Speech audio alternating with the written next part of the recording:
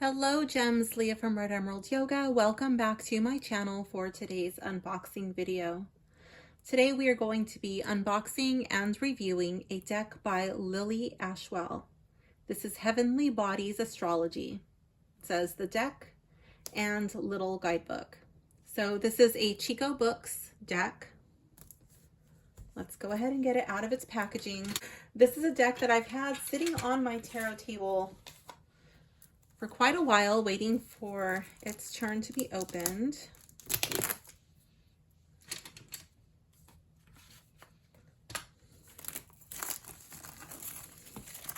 As some of you may know, I'm currently studying astrology and moonology. This was one of the decks that I purchased to help me along with my studies. According to my course materials, it says I'm ready to be take my test and be certified, but I feel like I need a little bit. I just feel like I need longer working with astrology before I feel confident telling people like, yeah, I'm a certified astrologer.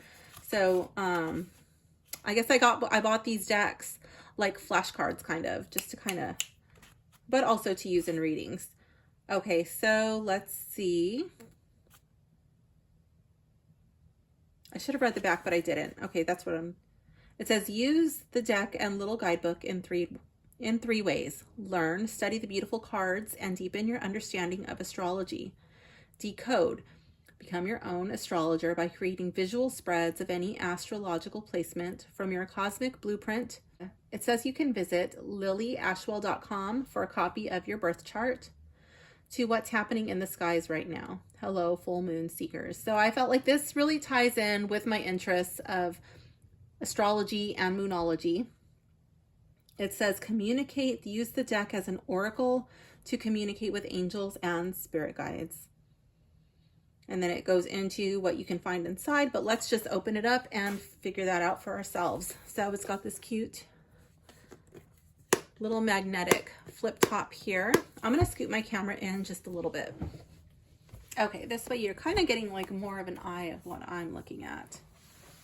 Okay, it says, heaven is under our feet as well as over our heads. That's a quote by Henry David Thoreau from 1845. I love the little decoupage feel that it has here. That's cute. I love the thick, chunky ribbon. A lot of times they give you the decks and it's a really thin ribbon.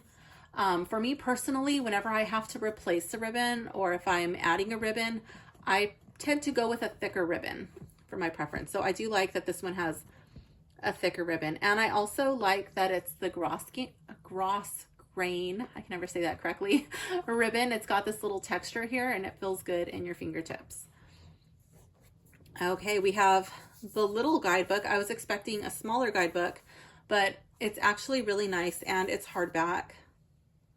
I'm going to be quiet so you can listen to the binding. Let's see. That's one of my favorite sounds for books. I love that it looks like a library book. That's really cute. People travel to wonder at the height of mountains, at the huge waves of the seas, at the long courses of the rivers, at the vast compass of the ocean, at the circular motion of the stars, and yet they pass by themselves without wondering. St. Augustine, 400. It says, for my Nana Shirley. Really cute. And I love how it has the sun and the moon up there. That's cute.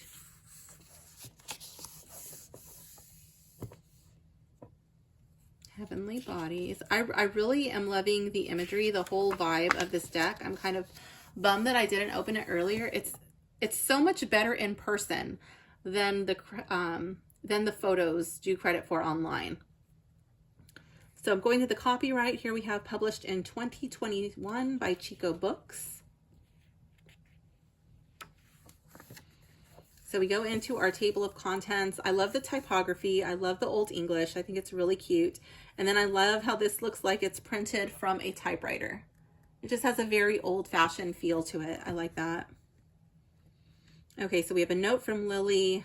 We have an about astrology, working with the deck, energetics of the deck, the planets, the signs of the zodiac, the houses, major aspects, the natural zodiac, the nodes of destiny. So yeah, I'm gonna really like this.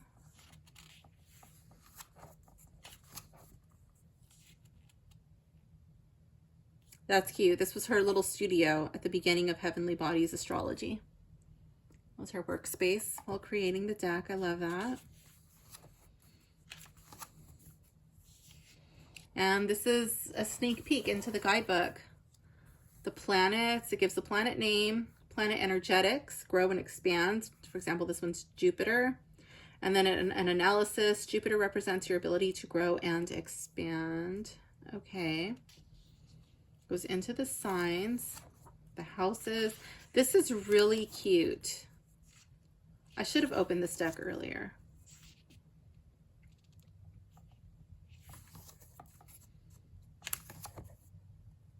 Oh my goodness, that's gorgeous. Okay, so it says, if you're interested in learning the art of chart reading, which I am, it says, learning how the system of astrology works is a necessary foundation. If you're a beginner, I recommend reading this guidebook from start to finish, which I was going to do anyways. It says, you'll discover astrology is a multi-layered system that builds upon itself, and these pages teach you everything you need to learn. Okay, I think that's,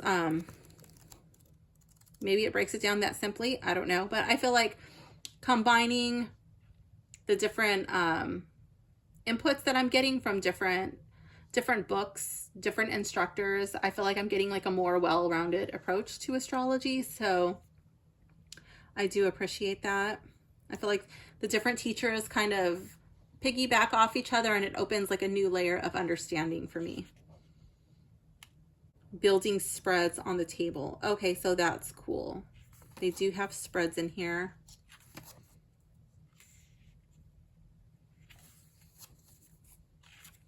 It talks about what to ask, how to shuffle, a single card a day. Ooh, and into the spreads, which I love.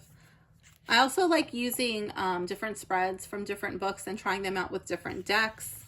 I like that too. I have no problem using an oracle spread with a tarot card, or a tarot card spread with some oracle decks. I think it depends on the deck, which ones work better than others. I like that the book has a ribbon. I didn't notice that until it fell out, but I do like that.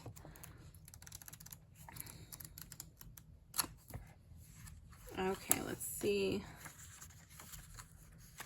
Oh, that's cute. It's got some little space here for notes. Your little aha moments, intuitive hits, and things to remember, not to forget.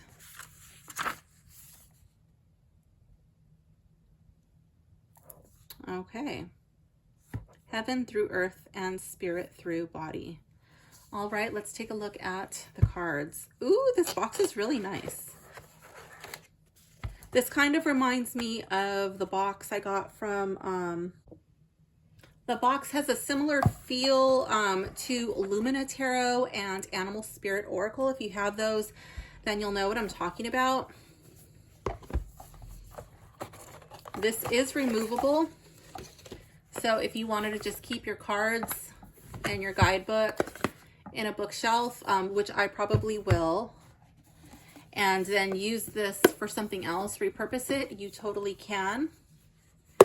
I might use this to hold little tea lights up on my table. I'm not too sure. It would be a good box to hold crystals in, but I might just keep it, oops.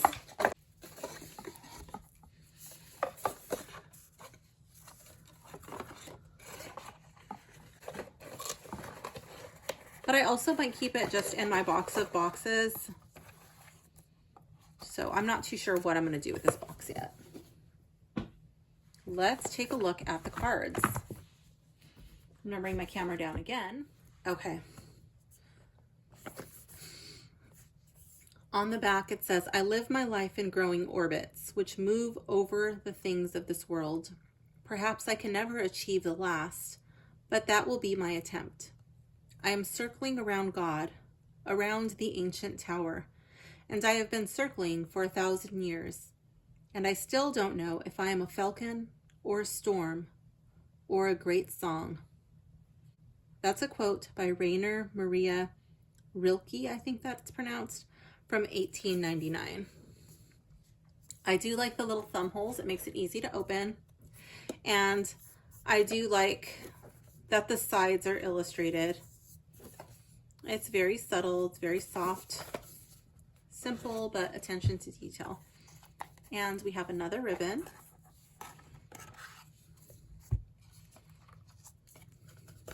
Okay, it says heaven through earth and spirit through body. So this thing here does not seem like it's coming out.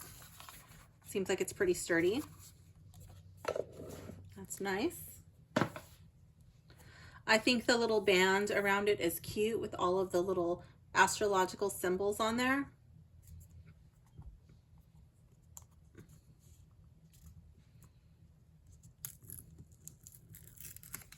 Okay, let's see. Let's see if the band damaged it. They don't always damage it, but for a while it seemed like I was getting every deck was damaging the sides of the cards. So now when I see the bands, I get kind of freaked out, like internally. But no, these appear to be fine from the band. It didn't damage it in any way. So let's check out the back.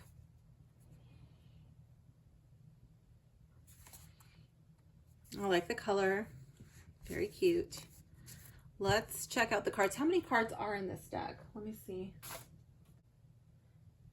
Okay, so there's 51 cards and the guidebook is 144 pages. Okay, so here we have the sun.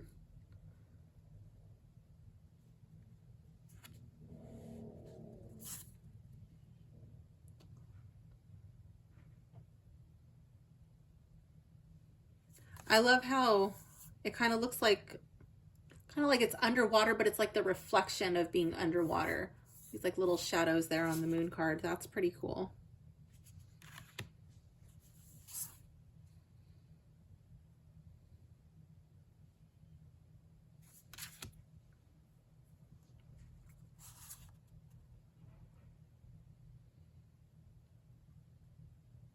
I feel like if I wanted to use these like a flashcard, I could probably have them, you know, like this, and then just show the corner.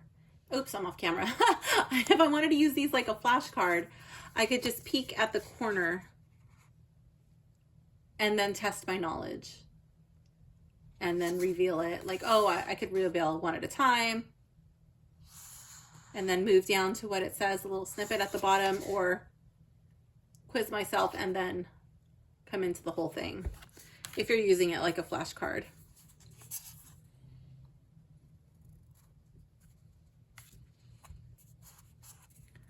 One thing I do want to say is that these cards do not glare. They don't pick up a glare at all. So if you do photo or video readings, that's going to be really easy to work with. But the cards are a little bit on the more delicate side. You're going to have to be careful with these. They do appear to be on a cheaper cardstock.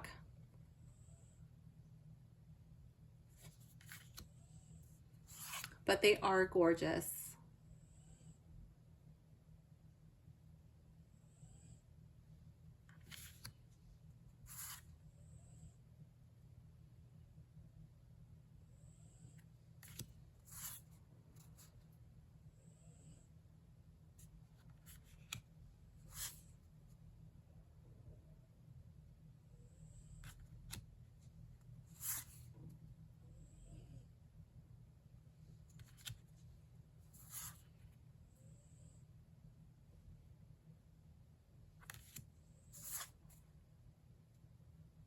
This might be a fun deck to edge. Again, if you watch my videos, you'll know that I often say that and then I always chicken out.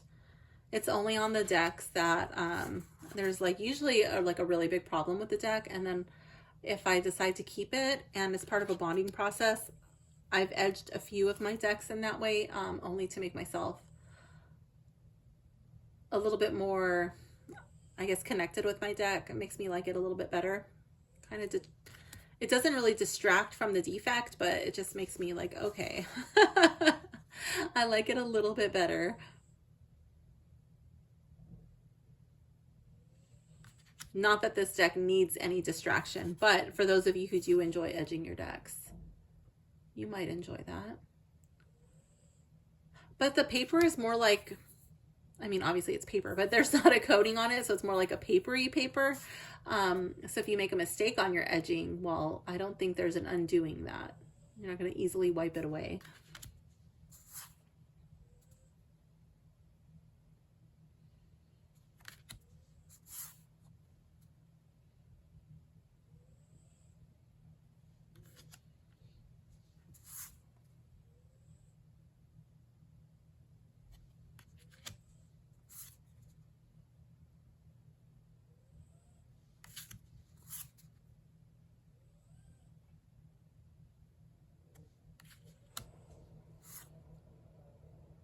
Once I've familiarized myself with this deck a little bit more, I'll probably end up doing a comparison video with another astrology deck that I have. So you guys can see and compare and contrast the differences between them. But I just think the imagery in this deck is really lovely. I'm very drawn to the aesthetic of this deck.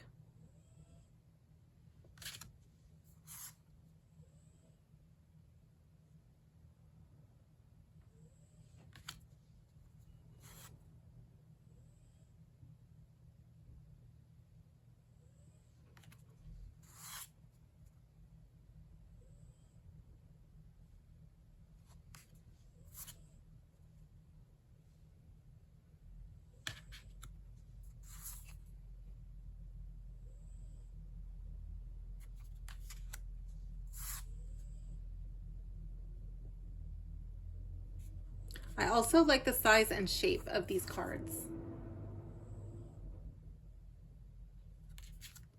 I feel like they feel really good in my hands. One thing that might be a problem for some people would be if you feel that you have excessively sweaty hands. I don't know how well these cards would hold up with that. I feel like those of you who have really sweaty hands, you might want to touch these cards as little as possible.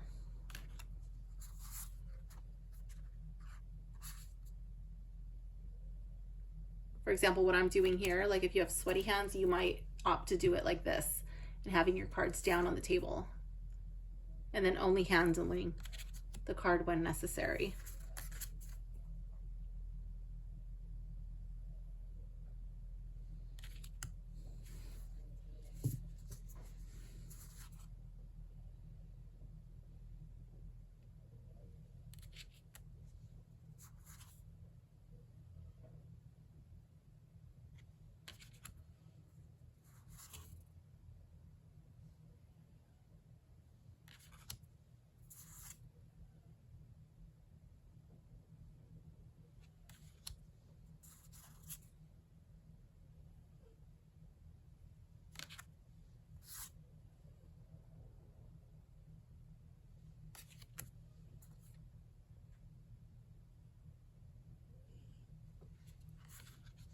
Okay, those are the cards. I like them. Again, the only thing that I could really point out would be that they don't have a coating. I'm a little bit nervous holding these, and my hands are not even that sweaty. Okay, I really don't have really sweaty hands, but I'm like, ooh, how much can I actually touch these without damaging them? I don't know. And they're a little bit on the thinner side. I would be very careful shuffling these cards. Let's check out the corner. It's a smaller round, which is really nice. I feel like it fits with the style of the cards. The cutting is pretty smooth. The cutting feels good. There's nothing lifting on the sides. That's really nice. Let's give these cards a little sniff test. Very slight inky smell. It almost smells very soft and subtle, a little bit sweet. It reminds me of when my grandma used to keep chewing gum in her purse, and she would hand me something else and it would very softly kind of smell like her chewing gum. That's what this kind of reminds me of. It doesn't smell like chewing gum. It kind of smells like a candy, but it smells like it like softly picked up this sweet scent. And underneath that, there's the ink. The ink is like a little bit more of a base, like it holds more true. The ink, but it's not offensive. It doesn't make my nose twinge up. It's not overpowering. It's not a bad smell. Let's check out the guidebook. Ooh, you hear that sound? I love it. The guidebook does not smell sweet, and there's less of an ink smell than the cards. I'm not going to smell the boxes. The boxes, I feel like this is where the majority of the cost went in this deck. I feel like the majority of it was spent on these really sturdy boxes, and giving this really gorgeous guidebook. These types of guidebooks are not cheap. This will hold up probably very well. You can see that it's glued and sewn in there. The pages just seem like they're very well put together. They don't feel like they're loose in any way. This seems like a nice book. Like, I would be happy to buy this. If this was a children's book for one of my children, I would be like, oh yeah, this feels really good in the hands. It seems like it's going to last through multiple readings. You know what I mean? Like, it's a quality guidebook. As far as like the craftsmanship, the only thing is like the actual cards. I don't feel like the cards have that same luxury feeling to them. It's not going to deter me from using them, but it's just something I'm noticing, so I have to point it out to you, okay? Let's see. The cover art, look and feel of the guidebook and the boxes, I love it.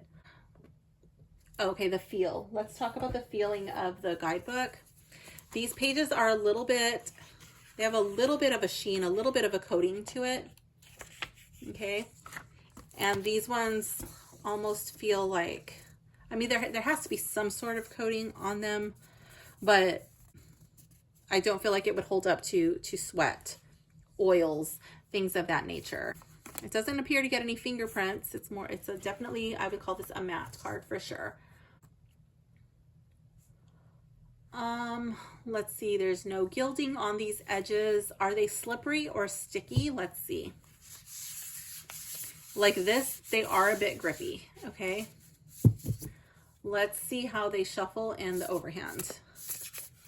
The overhand feels pretty good. This is probably going to be my preferred method of shuffling.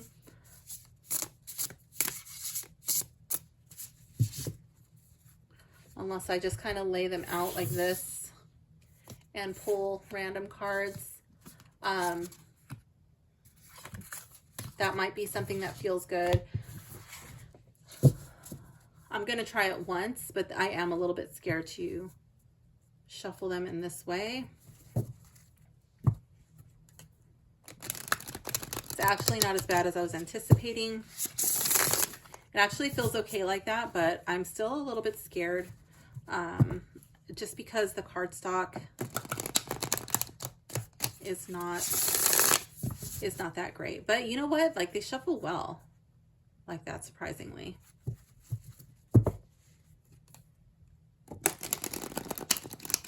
They do get a very good mix of cards right out of the box in that way. They're not slippery or sticky in that way. The sound was nice. Let's see, do they have a cohesive theme? Yes, they do. They all appear like they belong in the same deck together. It does not look like an AI grab bag of art just all thrown in the same deck. So I really appreciate that. Is the quality clear, blurry, or muted? I would say it is somewhat muted, but it's supposed to be soft and ethereal, okay? It's not muted like you can't see it. And I don't feel like anything is blurry. Everything looks clear. Even the writing on the darker cards, like this one, Pluto, Transform, I feel like it just looks very old and vintage. Kind of looks like vintage ephemera, like a little piece of tape that's faded. I feel like I could read everything, even on this water card. Spirituality, emotion, intuition, and compassion. I can see that just fine. If you're in a very dimly lit room, maybe only like one candle, you might have a hard time reading something like that, but maybe you could just like bring it closer. I don't know. But I mean, I'm in a well-lit room, so I am happy with the art quality of the cards.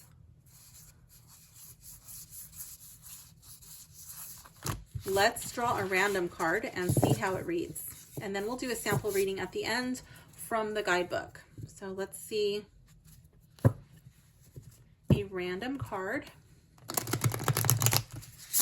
just so we can all get a good feel of this deck. So here we have a Libra. Consideration, fairness, and harmony. What a perfect card for our random card to see if we like this deck or not. Let me bring this over here. Okay, so Libra, 74.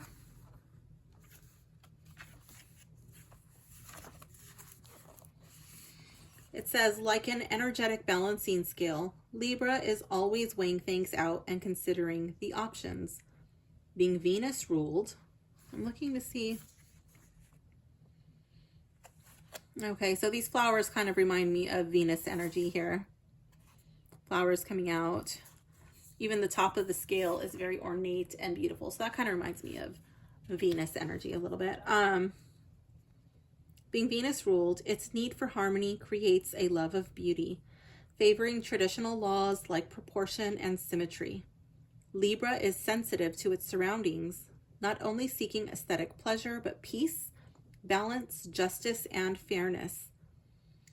These people explore themselves through relationship, be it interpersonal or their relationship to the outside world. They use their discernments and connections to give themselves shape, making them natural in partnership and dutiful friends. Disliking chaos and arguments, they are caring listeners and judicious problem solvers. In excess, this thoughtful energy leads one down the garden path, lost in consideration, indecisive, and paralyzed by choice. Libra is not indecisive by nature, but it's an easy consequence of its quest for balance, as nothing is perfect in the physical realm. The key words for this card are beauty, justice, fairness. Experiences are peace and balance, partnership, consideration. In shadow, indecisive, flimsy sense of self. It has an omen which says, imagine a house where each room represents a significant part of your life. These rooms include, but are not limited to, self-care, work, passions, relationships, and exploration. Walk into each room, noticing how it feels. Which ones are vibrant, flooded in light? Do any feel dark, dusty, or empty? Are any outdated or in need of organization? Consider what you give to each room and what it gives to you in return. Your guides want every room to be somewhere you love spending time, where the energy you give matches the energy you receive.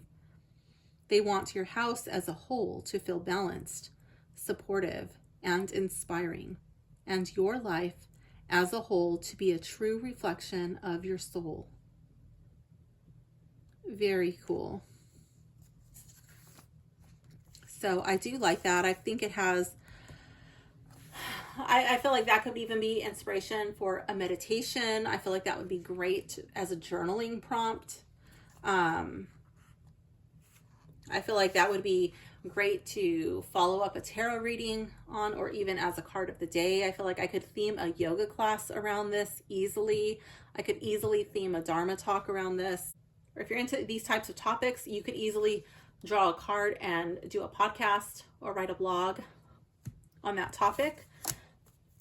Or you could intentionally choose your topic based on what the upcoming celestial events are. Let's check out the guidebook, and we're going to do a reading using this guidebook. Let's see. I think the spreads were a little bit further in. Okay. So we have a 3-card spread, a soul growth spread, offering profound insight while remaining simple, making it a great way to hone your reading skills and build a connection to the deck. Use this spread to peek behind the veil of reality and explore the energetics behind anything you are experiencing. Inquire about a specific area of concern, or more generally, how is my soul trying to grow right now? What lesson am I learning? Okay, we have the third eye spread. Open your third eye and deepen your perception beyond plain sight through organically connecting with the cards. Asking, what does my subconscious want me to explore in the light of day?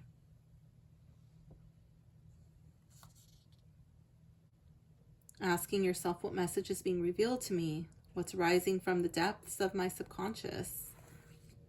And then it recommends journaling on that. Let's do this one. I like this one. Third eye spread. Okay, so we're going to need 4 cards. Okay, let's begin with our third eye spread. I'm going to try to keep these cards all upright.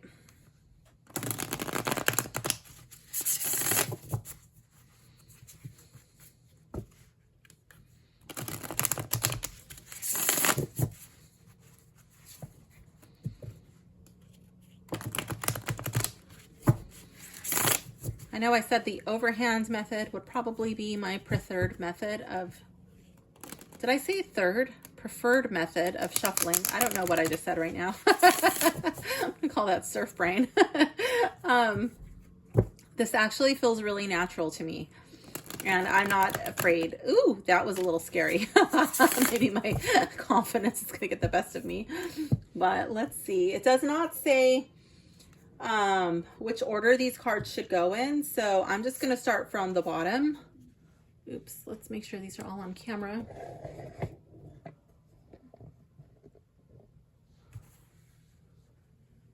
Okay, so we're gonna go 1, 2, 3, and 4. This is in a slightly different shape than what the guidebook says, but I want it to be on camera so you guys can see it. This is what the shape of the spread looks like in the guidebook. And here's mine. Similar, but not exact. Okay. Okay, so this says, open your third eye and deepen your perception beyond plain sight through organically connecting with the cards. Begin a conversation with your angels by asking, what does my subconscious want me to explore in the light of day? Lay your spread and discover the meaning behind each card using this guidebook. Ruminate on the individual artworks, keywords, and omens. Using your innate, bone-knowing intuition, consider how your 4 cards relate to one another. You may interpret them in any order. As you do this, ask yourself, what message is being revealed to me? And what's rising from the depths of my subconscious? You may wish to explore the questions on the pages of a journal. So I do encourage you to grab your journal and follow along with the journal prompts. So let's begin. Card 1. What message is being revealed to me? What's rising from the depths of my subconscious? House 3. Early learning, childhood relations, the rational mind, and communication. So let's go to the guidebook and see what it has to say about this card. So I'm going to put my little ribbon in there so I can easily come back to my spread anytime I need to. We're going to go to the table of contents, house 3, page 90. That makes it very easy to find, so I'm not shuffling around aimlessly looking for the correct page. Okay, house 3. This space reflects your rational mind, communication skills, and the early experiences that shape them. If looked at from the perspective of a lifespan, it's the wide-eyed child who absorbs all surrounding information. It's the natural home of Gemini, butterfly of the zodiac, insatiably curious as it gathers information.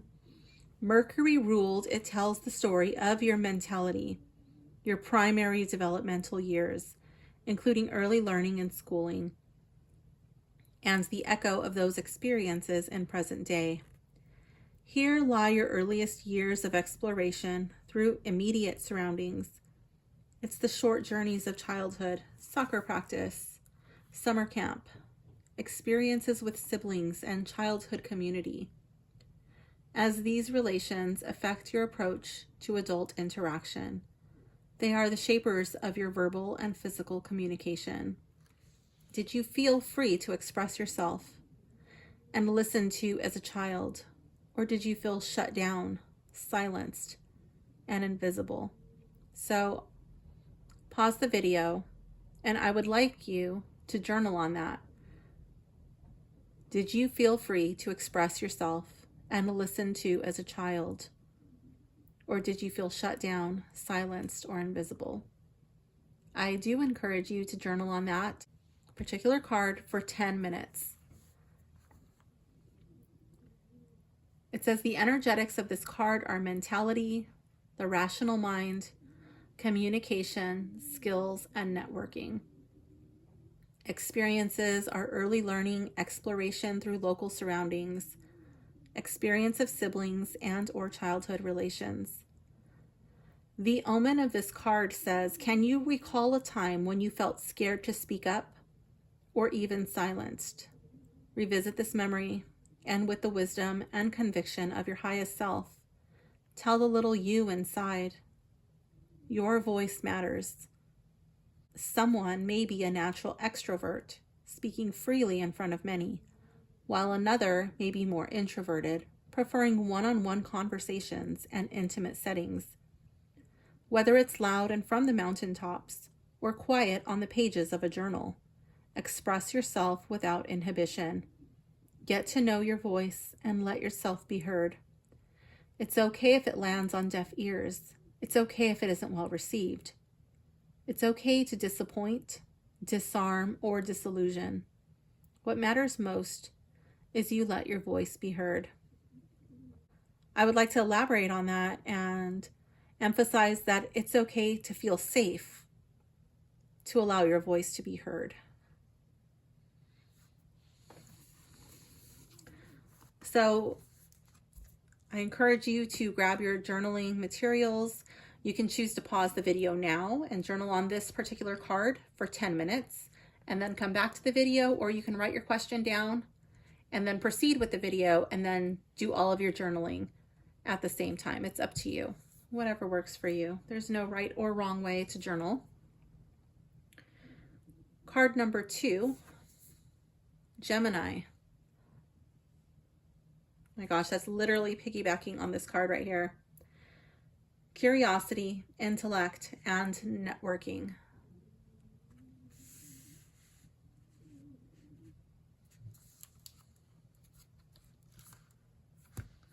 So it says Gemini over here, page 66.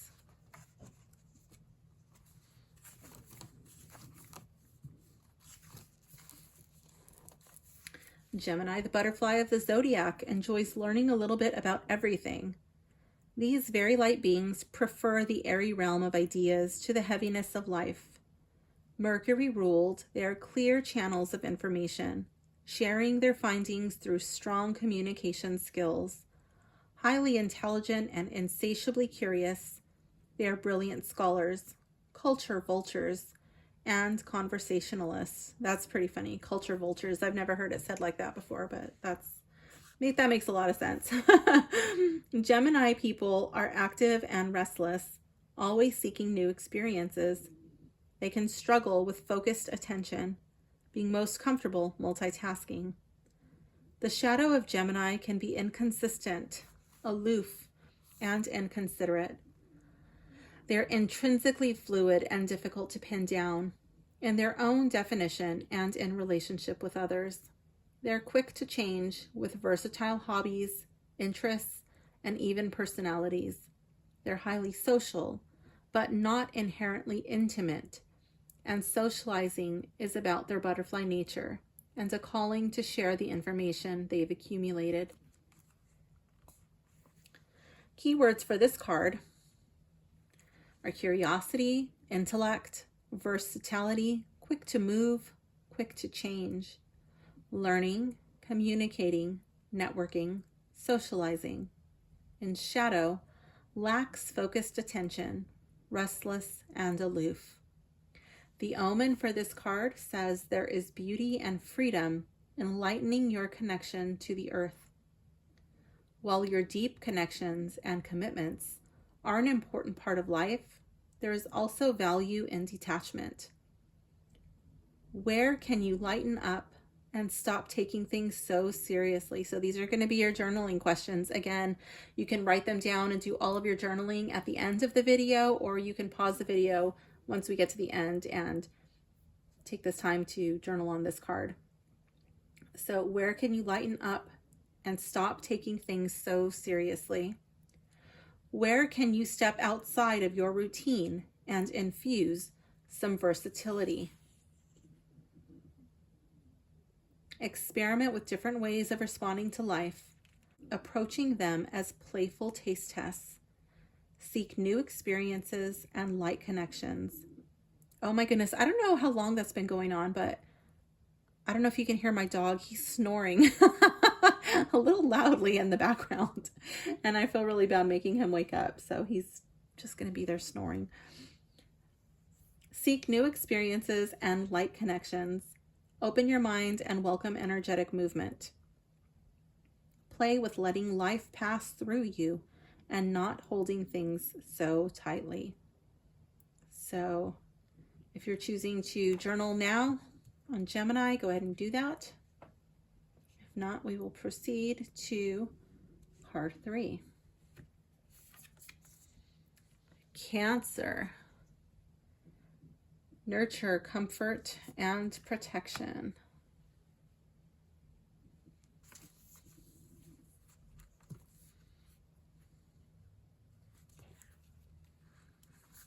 So here we have our table of contents. It tells us right where it is, page 68.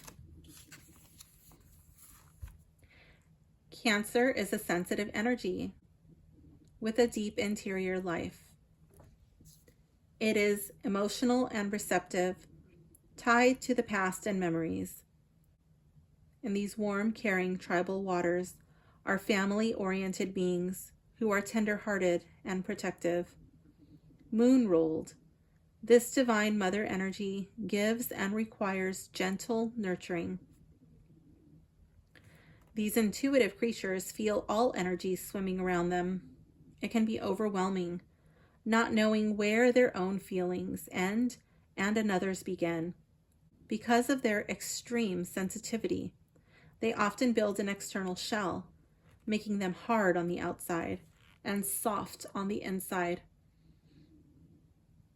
And like the sideways walking crab to which they're linked, they're often indirect in feeling and communication. Cancer's sentimental warmth can go too far and become clingy. They don't always separate then and now, they and you. They prioritize home and family above all else and may ignore individual needs, their own or those of others, in an effort to keep the clan together. But when balanced, this is a loving cocoon of an energy, bringing warmth and comfort wherever they go. Key words for this card are sensitivity, protection, comfort, family, tribe, nostalgia, and emotion. Those are the energetics. The experiences of Cancer are nurturing self and others. In shadow, they are overprotective, clingy, indirect, inconsistent. The omen for this card says, what makes you feel safe and cared for? That would be your journaling question for this card. Journey inward and listen to your needs as you would a child you love very much. Free write in your journal, giving voice to your child within. Deeper than wants and wishes, at the root of the root, what is it you cry for? Where are you feeling empty, scared, powerless, or deprived? Consider ways to nurture and provide for your inner child and develop a focused, daily self-care practice. Becoming your own mother means becoming your own healer.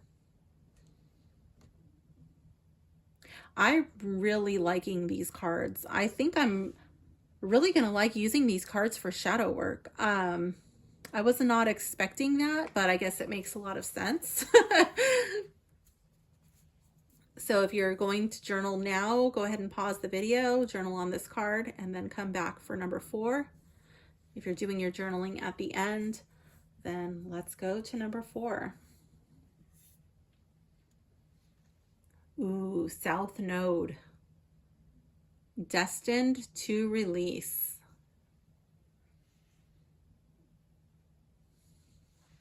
Okay, let's go to our table of contents. We have South Node at 140.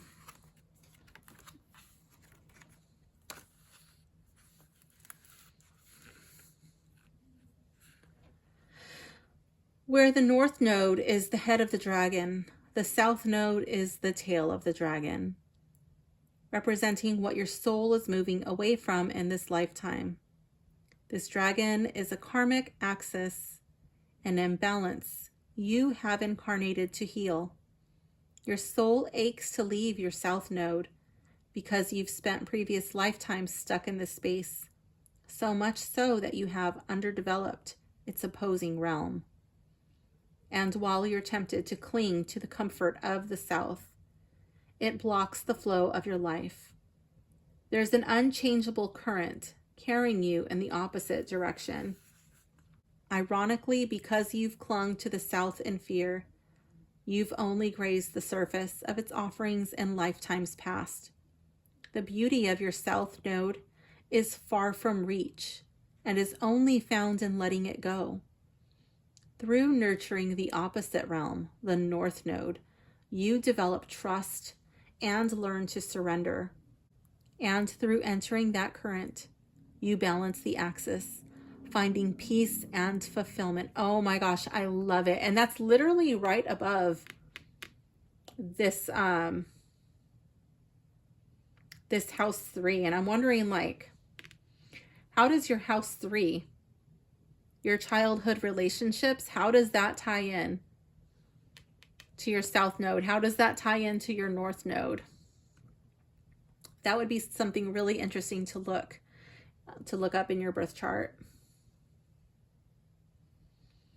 It says energetics, destiny, fate, and the experiences destined to release. The omen for this card says reflect on the relationships and situations that have shaped you. Yeah, that's what I was already feeling right here. Why were the challenges so difficult? What did they ask of you? Why were the moments of beauty so profound? How did they touch you? What wound haunts you? Wearing different disguises, how have you met it each time? What message first spoke in whispers, then in screams? What is the lesson life has been trying to teach you? Have you listened? What do you need to release? Ooh, I love it. Oh my goodness. I really like how important the journaling questions are with this deck. Obviously, you don't have to use it in that way, but I do love that they stress it so far with every single card. They make you stop and reflect. Obviously, you can use this deck in any number of ways, but I think I'm really going to enjoy digging into the shadow aspect of these cards, finding where we can bring more balance, more spaciousness into our day-to-day by connecting with our birth charts. I feel like this reading is speaking about putting on this tough exterior, this shell, trying to protect your feelings, not wanting to talk about your feelings because of the hurts that you've experienced in the past, more than likely as a child. I feel like this could be speaking of loss, of relationships, of times when you have loved somebody and tried to love somebody enough to make them change, and being unsuccessful about not understanding why you just weren't enough. Wherever your south node falls in your birth chart, you know, like that just feels so comfortable, and it might just be so easy to slip right back into those patterns and those behaviors, because how many times have you done that in past lives? That energy is still with you.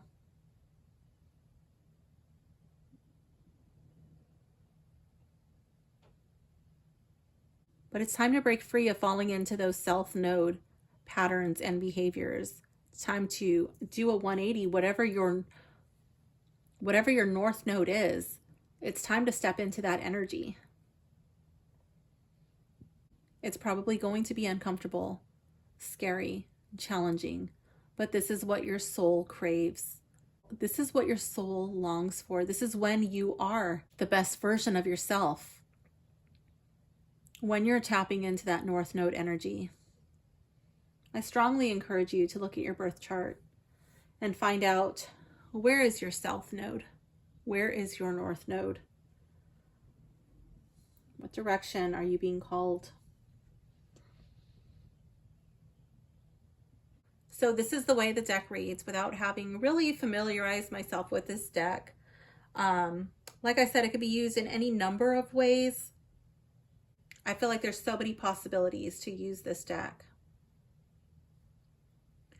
Does it remind me of a deck that I have? I can't say that it does, especially not visually, but in a way, it somewhat reminds me of Starcode's Astro Oracle, but it's a completely different vibe. The guidebook is a bit different, but you know, it's an astrology deck and it does have some similarities. Like I said earlier, I'll probably do a comparison video once I'm more familiar with this deck. And then in that video, I'll probably make my final decision. Do I need to keep both decks in my practice, or would I be wanting to let go of one deck? And if so, which one would that be?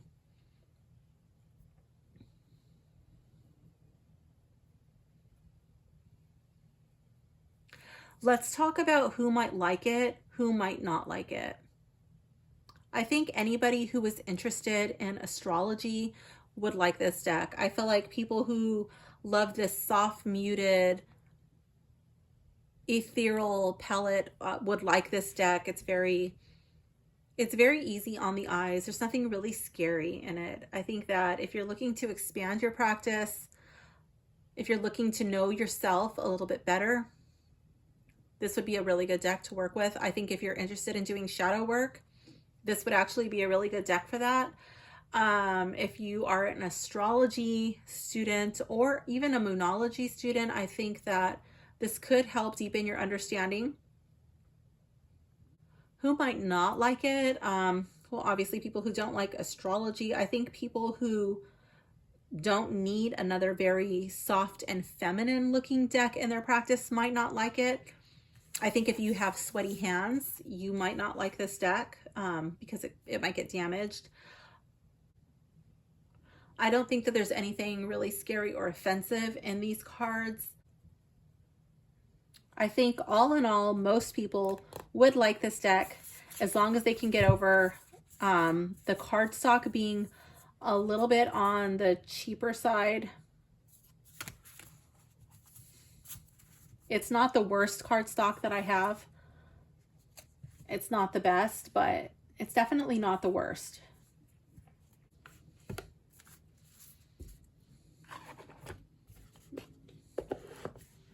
I'll probably just end up keeping this deck in this little box and keep it with my oracle cards.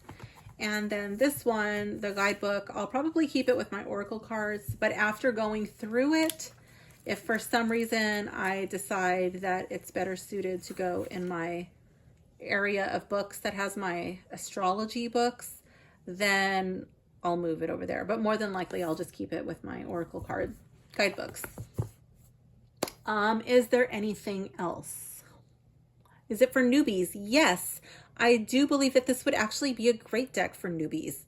You might want to start with a smaller spread, maybe a card a day, or a card of the week, but I think that this would be a really cool deck for beginners, especially if you're new to shadow work or if you're new to astrology. If you're new to journaling, definitely give this deck a thought. I will leave a link for this deck down in the description below if you'd like to pick up a copy. Thank you for hanging out with me, and I will see you soon. Bye for now, gems.